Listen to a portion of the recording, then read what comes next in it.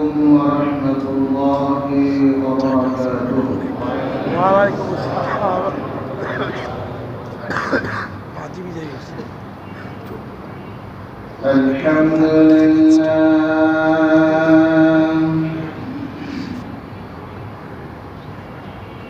الحمد لله نحمده ونستعينه ونستغفره ونعوذ بالله من شرور أنفسنا من يهد الله فلا مضل له ومن يضلله فلا هادي له ونشهد أن لا إله إلا الله وحده لا شريك له ونشهد أن محمدا عبده ورسوله الذي أرسله بالحق بشيرا ونذيرا وداعيا إلى الله بإذنه وسراجا منيرا فقد قال الله تعالى في كلامه المجيد وفرقانه الحميد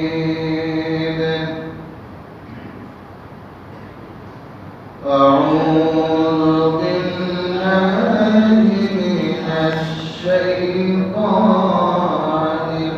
الرجيم بسم الله الرحمن الرحيم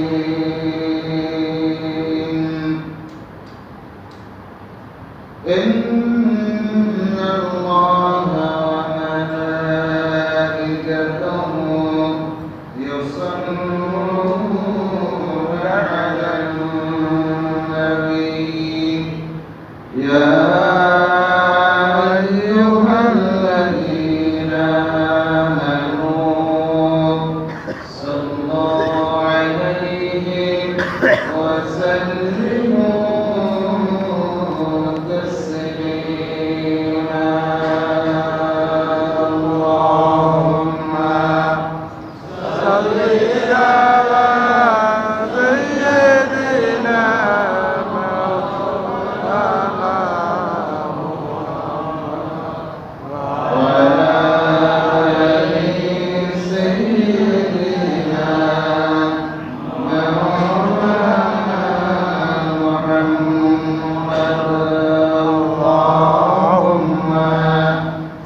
صل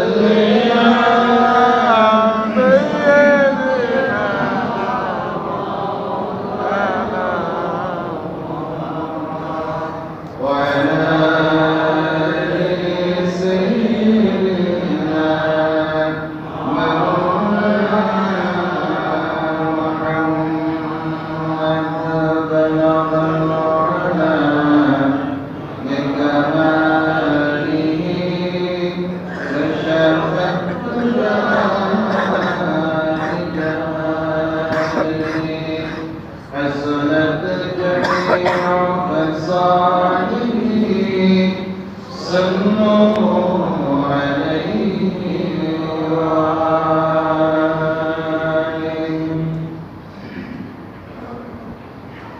الحمد لله আল্লাহ সুবহানাহু ওয়া তাআলা দরবারে অসংখ্য অগণিত শুকরিয়া জ্ঞাপন করছি যে মহান মাবুদ আমাদেরকে সুস্থ রেখে ভালো রেখে তার গোলামি করার লক্ষ্যে মসজিদে উপস্থিত হওয়ার তৌফিক দান করেছেন। সেজন্য সে মহান মাবুদের দরবারে কালিমাতুশ শুকর আদায় করার লক্ষ্যে সকলেই মনে থেকে মুহাব্বতের সাথে জোরে একযোগে পড়ে নিচ্ছি আলহামদুলিল্লাহ।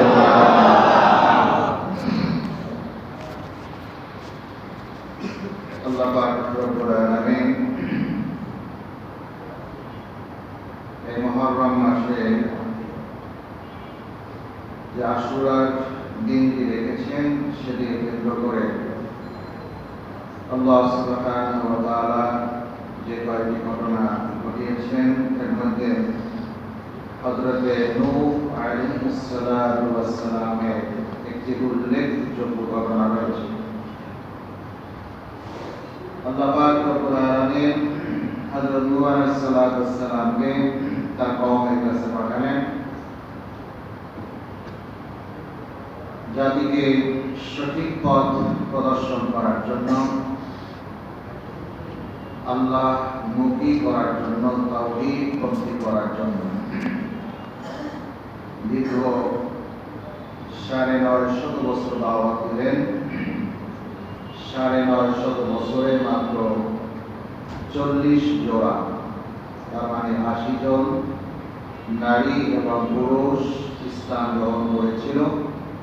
এছাড়া আর কেউই ইসলাম তো গ্রহণ করেই নাই, তাওহীদ পন্থী হন নাই, বরং তারা হযরত নূহ আলাইহিস সালাতু ওয়াস সালামের বিরোধিতায় লিপ্ত ছিল। শুধু বিরোধিতায় লিপ্ত নয়, তার উপরে জুলুম, নির্যাতন, বিভিন্ন হুমকি ধামকি, এরকম বিভিন্ন বিষয় দিয়ে সব সময় তাকে পেরেশানির উপরে রাখতো, একটা চিন্তার মধ্যে রাখতো।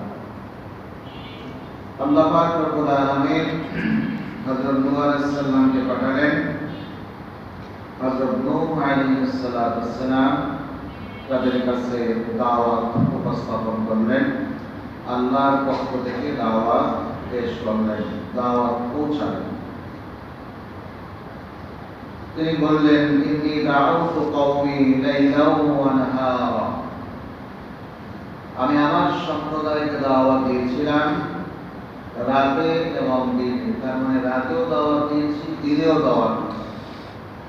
এই দুটি জিনিস, রাত এবং দিন, এটা এটাই বোঝায় যে ২৪ ঘন্টার অধিকাংশ সময় আমি আমার সম্প্রদায়ের কাছে আল্লাহর পক্ষ থেকে দাওয়াত পেশ করেছি বলে আলহামদুলিল্লাহ।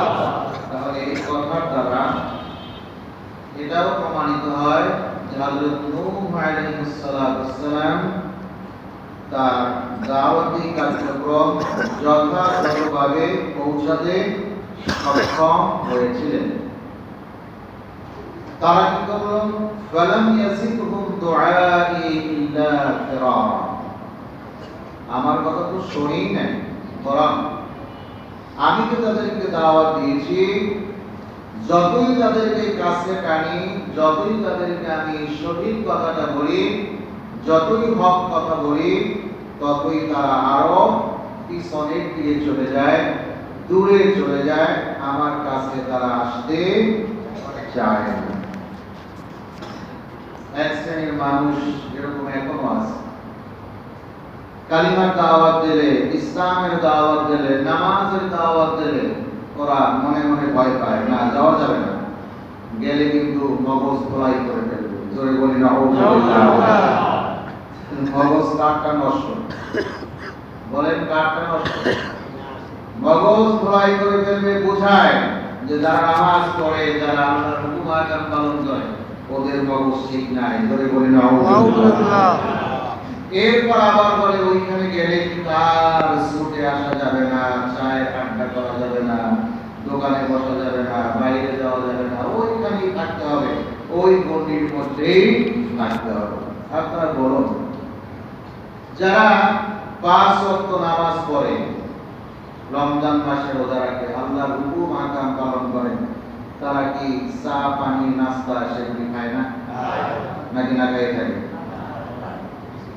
হযরত নূহ আলাইহিস সালামের সময় তার উম্মতরা বলতো, খবরদার কাছে যাওয়া যাবে না। যদি একবার খালি কাছে যায় তাহলে ওই যে লোকটাকে দেখতে পাচ্ছ আমাদের মগজ খোলাই করে ফেলবে।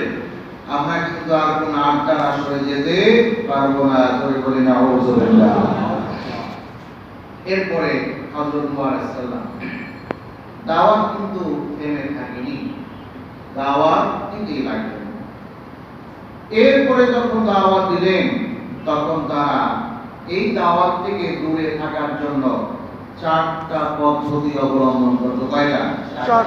চারটাই কিন্তু নূহ আলাইহিস সালামের কাছ থেকে দূরে থাকার পদ্ধতি। আল্লাহ পাক কোরআনে কারীমে বলেছেন হযরত নূহ আলাইহিস সালাম আল্লাহ রাব্বুল আলামিন বলেন হযরত নূহ আলাইহিস সালাম বলেছেন ওয়া ইন্নামা দাউতু কুল্লামা দাউতু ফাস্তাগফিরু লিযুনুবিহিম। আমি যখন তাদেরকে এই উদ্দেশ্যে দাওয়াত দিয়েছিলাম যে আপনি তাদেরকে মাফ করে দিবেন, ধরে বলুন সুবহানাল্লাহ।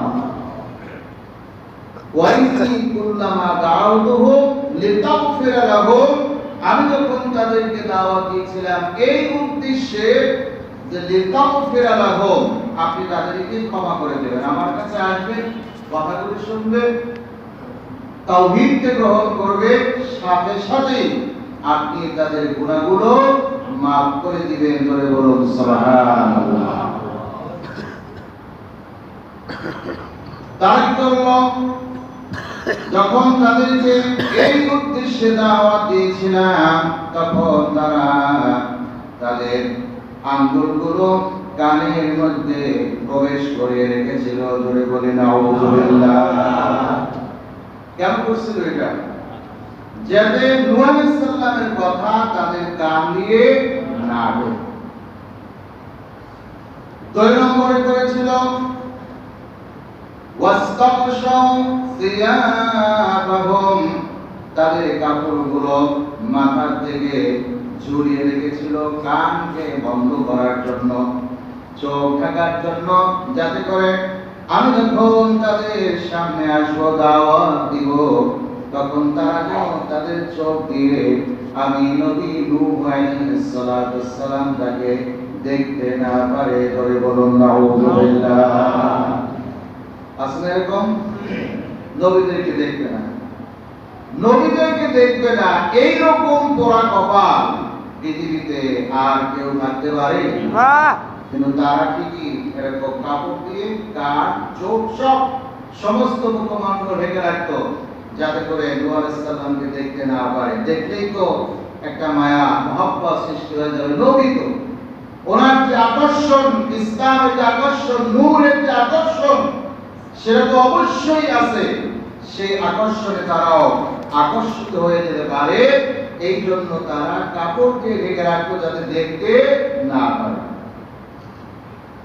3 নম্বরে ওয়াসরু, তারা চিৎকার করত, হট্টগোল করত, আওয়াজ করত, চেঁচামেচি করত, হই হল্লা করত, যাতে করে যদি কোনো মানুষ শোনার জন্য আসতো তাহলে তারাও তো শুনতে পেত না, এই হট্টগোল করার কারণে, হই হল্লা করার কারণে।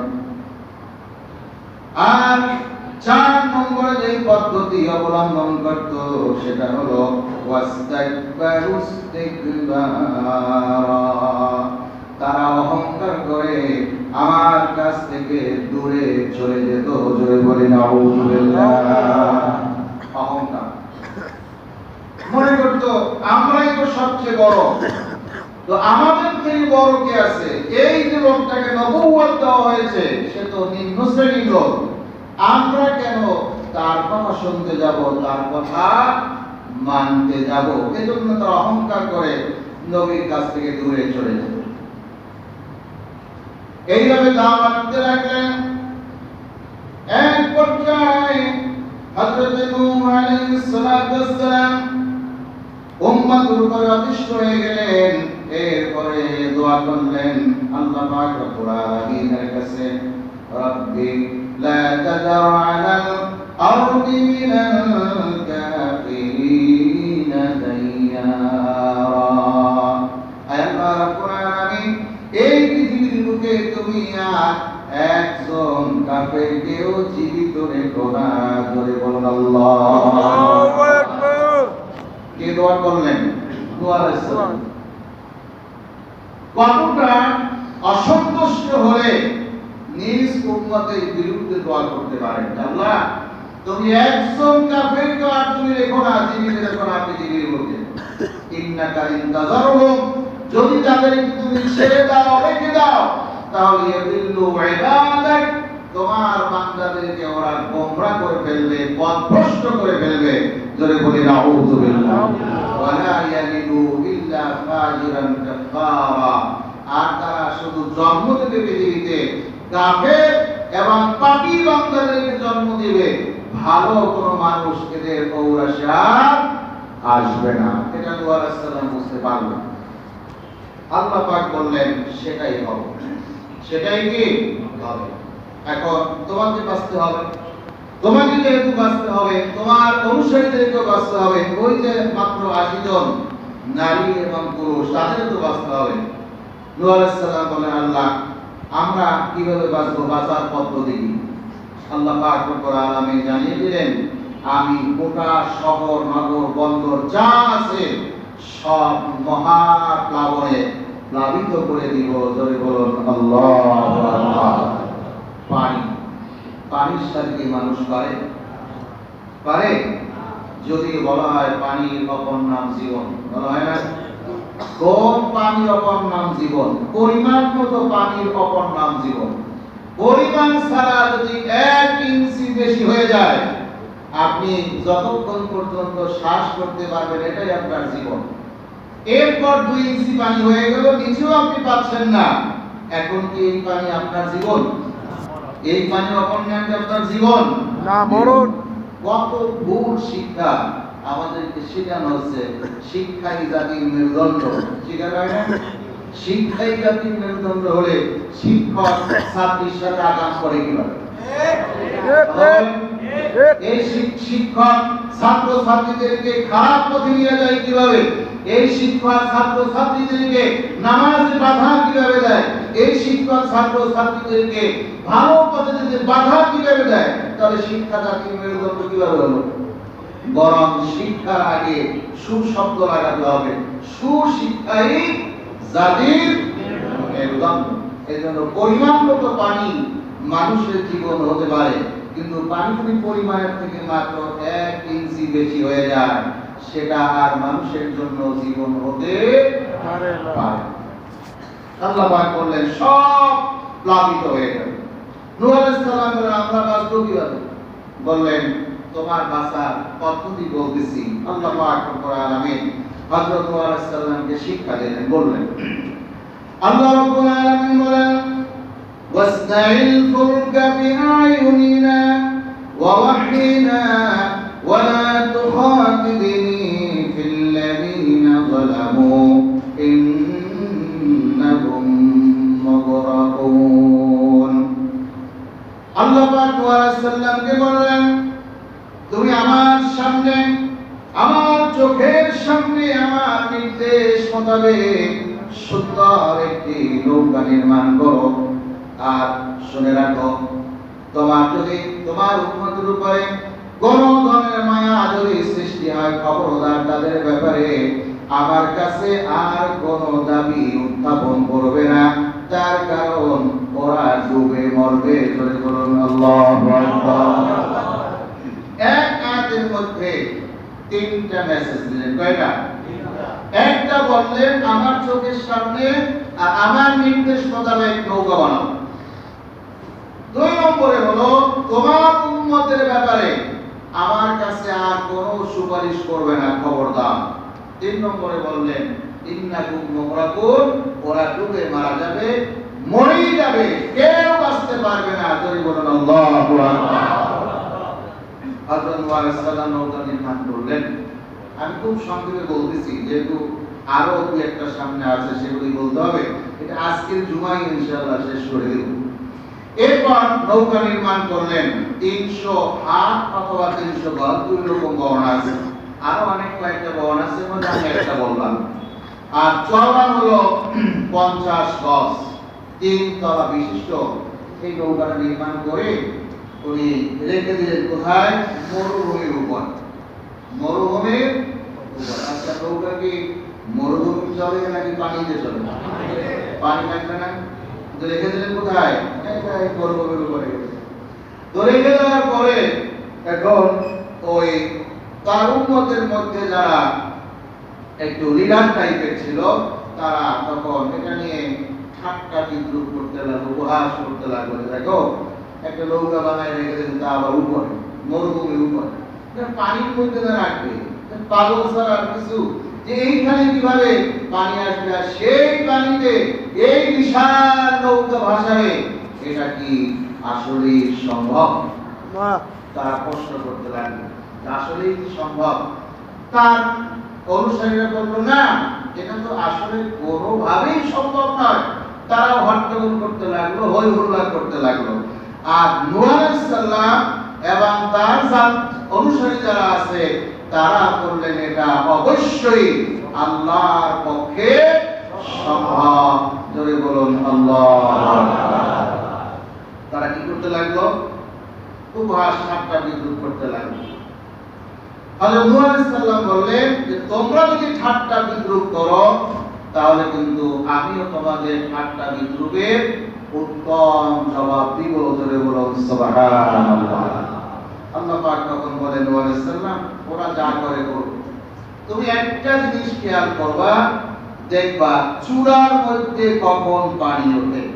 তুমি যখন দেখবা চূড়ার মধ্যে পানি, তখন তোমার লোকজনদেরকে নিয়ে নৌকার মধ্যে আরোহণ করবে। চূড়া চিনেন তো? এখনকার শহরের চূড়া চিনানো কষ্ট। এই চূড়া না, মাটির মধ্যে যে চূড়া। স্বাভাবিকভাবে গ্রামে মাটি গর্ত করে চূড়া নির্মাণ করা হয়। কোন জায়গায়? এটা হলো একটু উঁচু জায়গায়। উঁচু জায়গায় এই গর্ত করে চূড়া নির্মাণ করানো হয়। কেন? সব জায়গায় ডুবে গেলেও তো চূড়ার মধ্যে পানি আসবে না, এখানে আসবে সবাই শেষে আসবে। তো এই দৃষ্টিকোণ থেকে তখনকার চূড়ার পদ্ধতি এইটাই ছিল, একটু উঁচু জায়গা নির্মাণ করত।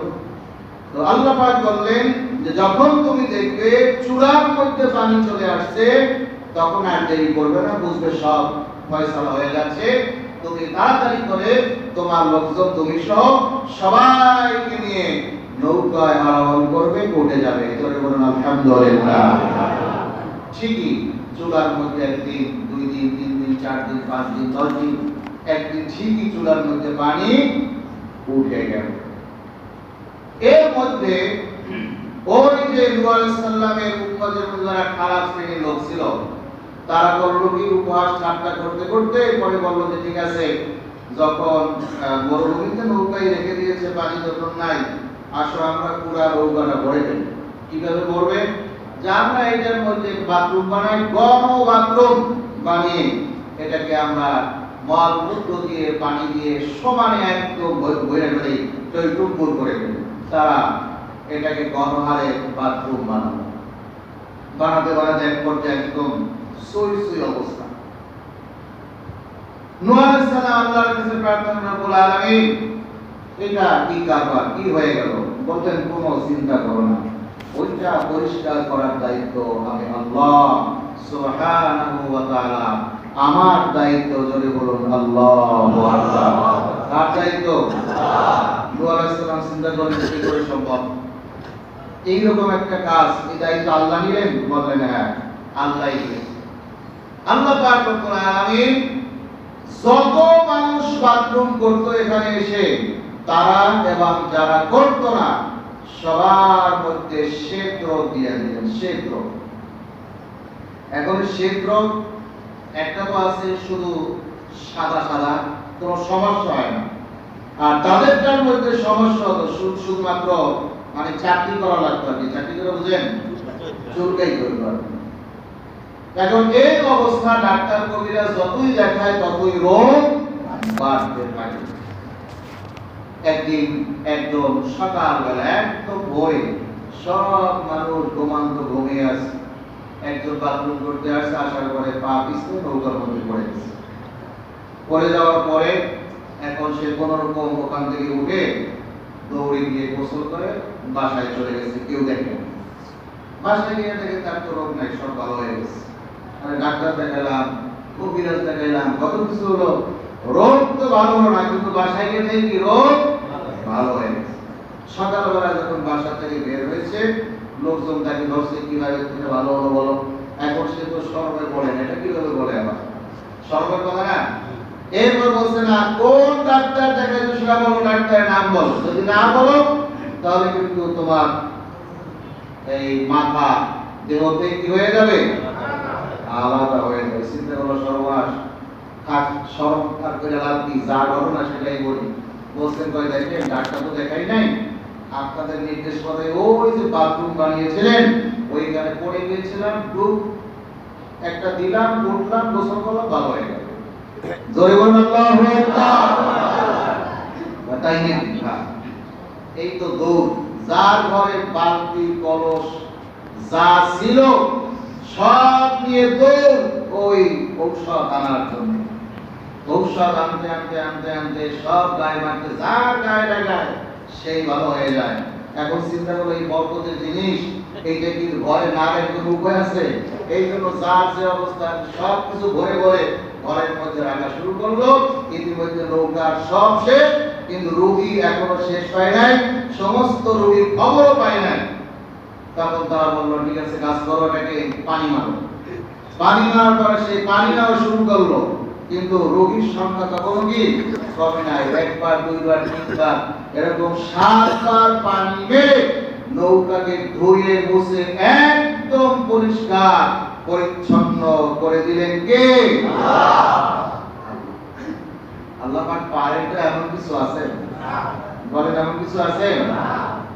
আল্লাহ পাক সব পরিষ্কার করে দিলেন, একদম পরিষ্কার পরিচ্ছন্ন। এদিকে নূহ আলাইহিস সালাম দেখলেন চুলার মধ্যে পানি চলে আসছে, ওনার অনুসারী থেকে ডাকলেন আসো, সবাই চলে আসলো নৌকার মধ্যে আরোহণ করো। সবাই উঠলো। তার ছেলে কেনান তাকে ডাকলো, আসো ইরকাম মানা, আমার সাথে নৌকায় আসো। সে বলল ক্বালা সাআবি ইলা জাবালি ইয়াসিমুনি মিনাল মা, আমি কেন আপনার সাথে নৌকায় আসবো? ওই যে পাহাড় দেখছেন, আমি ওই পাহাড়ের চূড়ায় অবস্থান করব এবং ওই পাহাড় আমাকে রক্ষা করবে। জোরে বলি নাউযুবিল্লাহ। আসলে কি পাহাড় রক্ষা করতে পারবে? আল্লাহ পাক জবাব দিলেন। আল্লাহ রাব্বুল আলামিন বললেন ক্বালা লা আসিমাল ইয়াওমা মিন আমরিল্লাহি ইল্লা মান রাহিম। আল্লাহ পাক বললেন না, আজ কেউ কাউকে বাঁচাতে পারবে না, তবে হ্যাঁ যার উপরে আমি রহম বর্ষণ করব, রহমত করব, এই রহমত করা ছাড়া আর কেউ কাউকে আজ বাঁচাতে পারবে না। জোরে বলুন আল্লাহু আকবার। এই ইল্লা আর রাহিম, যার উপর আল্লাহ দয়া করবেন, এই শব্দটা কেন বললেন? হযরত নূহ আলাইহিস সালামকে বললেন সবাই তুমি নৌকায় ওঠো। এক বুড়ি ছিল, ছোট্ট একটি ঘরের মধ্যে থাকতো। ওই বুড়ির কথা হযরত নূহ আলাইহিস সালাম বলে গিয়েছিলেন, আর আল্লাহ পাক রব্বুল আলামিন তো বলতে পারেন না। এদিকে সব প্লাবিত হয়ে গেল। বুড়ির ঘরটাকে রব্বুল আলামিন পানির উপরে এমন ভাবে ভাসমান করে রাখলেন, বুড়ি বুঝতেও পারে নাই যে আসলে পানি হয়েছে, প্লাবন হয়েছে কি হয় নাই, এই জিনিসটাও সে বুঝতে পারেনি। হযরত নূহ আলাইহিস সালাম নৌকা ঘুরতেছেন, পানির উপরে ঘুরতেছে, আল্লাহর হুকুমে চলতেছে। আর নূহ আলাইহিস সালাম দেখতে পাচ্ছেন ছোট্ট একটা আলো মিটমিট করে চলতেছে পানির উপরে ভাসমান। সেইখানে চলে গেলেন, যাওয়ার পরে দেখলেন বুড়ির ঘরটা সহ আল্লাহ পাক রব্বুল আলামিন ভাসিয়ে রেখেছেন। জোরে বলুন সুবহানাল্লাহ। এরপর ডাক দিলেন, বুড়ি আসো, তাড়াতাড়ি নৌকার মধ্যে ওঠো। বললেন কেন, কি হয়েছে? দেখছেন সে এখন টের পায় নাই যে কি হয়েছে। বললেন তুমি এখন টের পাও নাই? সব জায়গায় পানিতে প্লাবিত হয়ে গেছে। বললেন না, আমি তো কিছুই টের পাই নাই, কিছুই বুঝতে পারি নাই। জোরে বলুন আলহামদুলিল্লাহ। আল্লাহর উপরে তাওয়াক্কুল বিশ্বাস করলে রব্বুল আলামিন এইভাবেই মানুষদেরকে বাঁচিয়ে রাখে।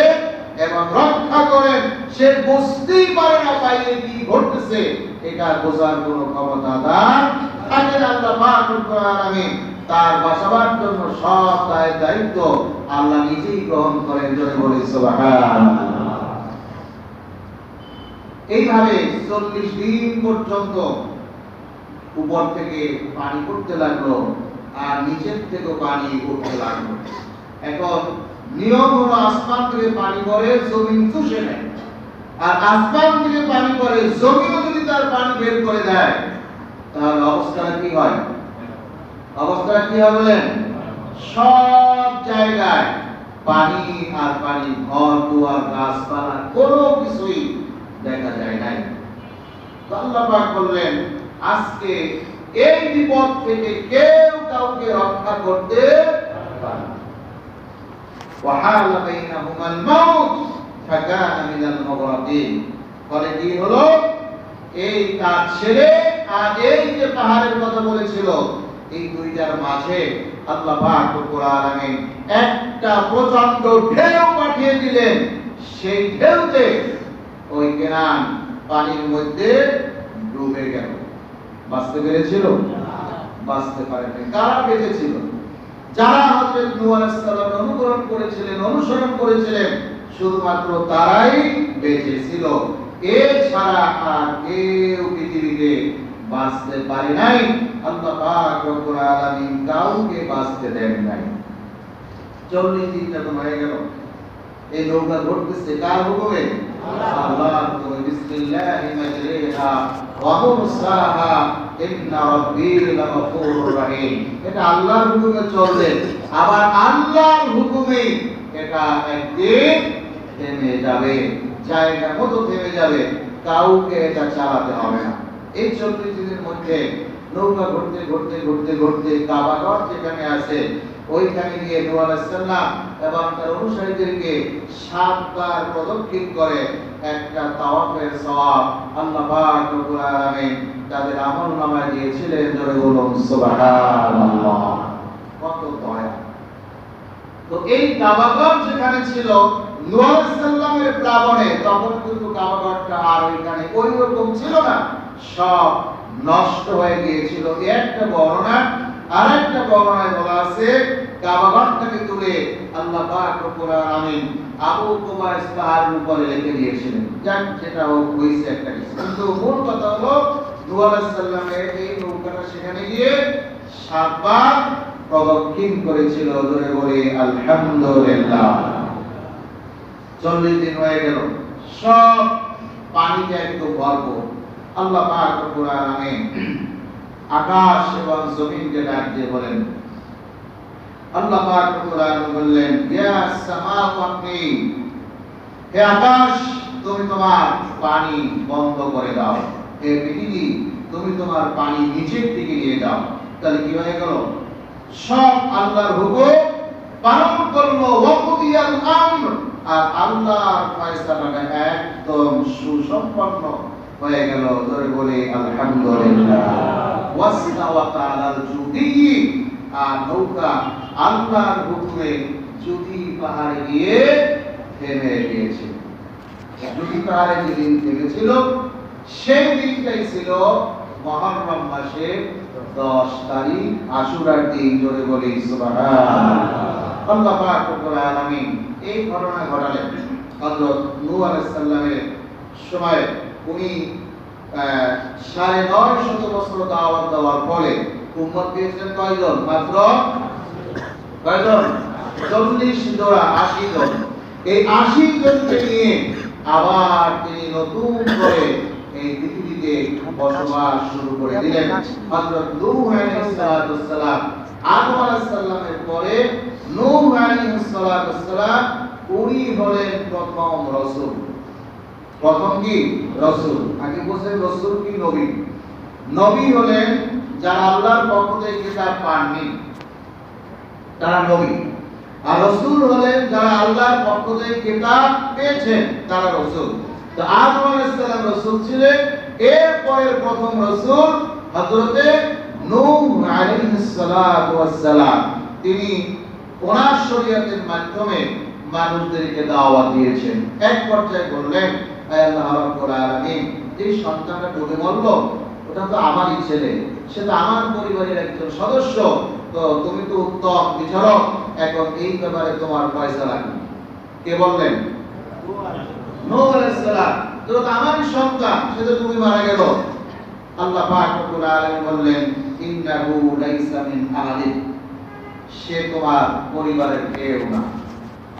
কেন?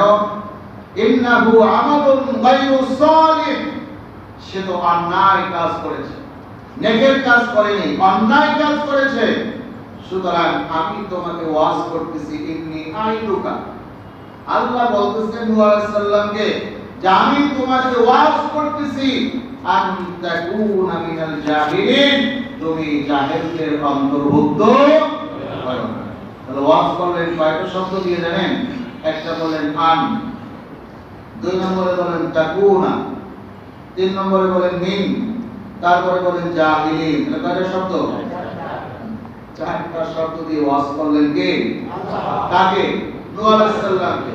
আন তাকুনা মিনাল জাহিলিন, তুমি জাহেলদের অন্তর্ভুক্ত হয় না। এই চারটা শব্দ দিয়ে আল্লাহ পাক নূহ আলাইহিস সালামকে ওয়াজ করলেন। নূহ আলাইহিস সালাম বলেন, আল্লাহ আমার ভুল হয়ে গেছে, যেই বিষয় আমার কোনো জ্ঞান নাই ওটা আমি আর আপনার কাছে চাবো না, কোনোদিন বলবো না। তুমি যদি আমাকে মাফ না করো, তুমি যদি আমাকে ক্ষমা না করো, তাহলে আমি তো ক্ষতিগ্রস্ত অন্তর্ভুক্ত হয়ে যাব। আল্লাহ আমি তোমার কাছে মাফ চাই, করে বলুন সুবহানাল্লাহ। কথা বুঝে আসছে? তাহলে ওয়াজ করলেন চারটা শব্দ দিয়ে। নূহ আলাইহিস সালাম এই চার শব্দের ওয়াজ, এটার ব্যাখ্যা দিলেন আবার চার ভাগ। আল্লাহ আমি যে বিষয়ে জ্ঞান নাই ওইটা আমি তোমার কাছে যাবো না, তুমি যদি দয়া না করো, আমাকে তুমি যদি ক্ষমা না করো, আমি তো ক্ষতিগ্রস্ত হয়ে যাব। এই চার ভাবে আবার তিনিও কি করলেন? উত্তর দিলেন। সুতরাং আমাদের যখন কোনো ভুল হয়ে যায়, কোনো পাপ যখন সংঘটিত হয়ে যায়, আর দেরি না করে আল্লাহর শরণাপন্ন হওয়া, আল্লাহর কাছে তওবা করা, আল্লাহর কাছে ইস্তিগফার করা, যদি এইটা কেউ করতে পারে, তাহলে নবী এবং রাসূলগণ যেমন এই সাথে সাথে ছোট্টখাট্ট ভুলের জন্য সাথে সাথে আল্লাহর শরণাপন্ন হতে, আল্লাহ তাদের উপরে খুশি হতে, ক্ষমা করে দিতে, ঠিক আমরাও ক্ষমা পেয়ে যাব এবং আমাদের উপরে আল্লাহ পাক রব্বুল আলামিন খুশি হয়ে যাবে। জোরে বলি আলহামদুলিল্লাহ। আসুন, শুধুমাত্র মুহররমের আশুরার ঘটনা শোনাই শেষ নয়, বরং প্রত্যেক ঘটনা থেকে আমাদের শিক্ষা নেওয়াটাই হলো কি জরুরি। এবং সেই শিক্ষা নিয়ে আল্লাহ পাক রব্বুল আলামিন আমাদেরকে আমল করার তৌফিক দান করুন। সবাই বলি আমিন। আমা তৌফিক ইল্লা বিল্লাহ। আসসালামু আলাইকুম ওয়া রাহমাতুল্লাহ। যারা সুন্নাত পড়েন নাই সুন্নাত পড়েন।